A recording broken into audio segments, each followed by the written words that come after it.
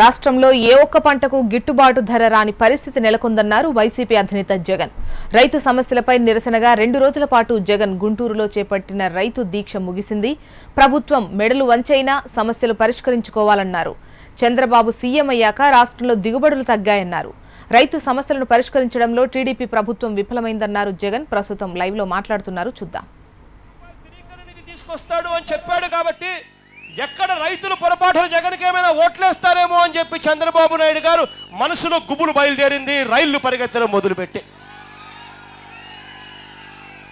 వెంటనే చంద్రబాబు నాయుడు గారు నోట్లో నుంచి అబద్ధాలు వచ్చేసి, సరే రైతులే కదా, ఎలాగో మోసం చేస్తున్నాం కదా, రుణాల విషయంలో రైతులను బేషరతుగా పూర్తిగా మాఫీ చేస్తామని చెప్పి ఎలాగో మోసం చేశాం, బ్యాంకుల్లో పెట్టిన బంగారం ఇంటికి తెప్పిస్తామని చెప్పి ఎలాగో రైతులను వెన్నుపోటు పొడి చేశాం, మరి దాంతో పాటు భాగంగా 5,000 కోట్ల రూపాయలు స్థిరీకరణ నిధి కూడా పెడతాము అని చెప్పేసి రైతులను రెండోసారి వెన్నుపోటు కూడా పొడి చేస్తామని చెప్పి చంద్రబాబు నాయుడు గారు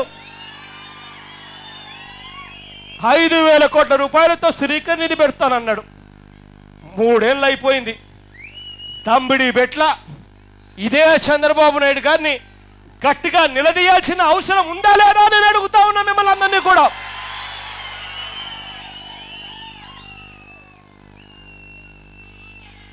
ఇవాళ ఈ పోరాటం ఇంతటితో ఆగదు. ఈ నెలలోనే జీఎస్టీ బిల్లు పెట్టడానికి చంద్రబాబు నాయుడు గారు అసెంబ్లీని సమావేశపరుస్తానని అంటున్నాడు. 2 రోజులు అసెంబ్లీని సమావేశపరుస్తానని అంటున్నాడట. చంద్రబాబు నాయుడు గారికి నేను చెప్తా ఉన్నా, ఆ అసెంబ్లీ సమావేశ పెట్టే లోపల రైతులకు కన్నా మంచి జరగకపోతే నువ్వు అసెంబ్లీని నడుపుకోలేవు చంద్రబాబు నాయుడు గారు అని చెప్పి నేను గట్టిగా చెప్తా ఉన్నా.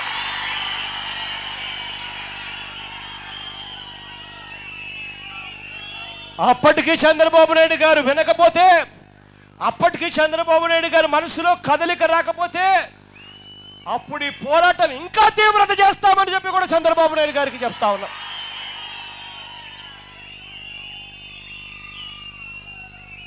అరవై 5% జనాభా రైతుల కళ్ళల్లో కన్నీరు కనపడిస్తే ఏ ప్రభుత్వం కూడా పుట్టగతులు లేకుండా పోతాయి చంద్రబాబు నాయుడు గారు అని చెప్పి నేను గట్టిగా చెప్తా ఉన్నా.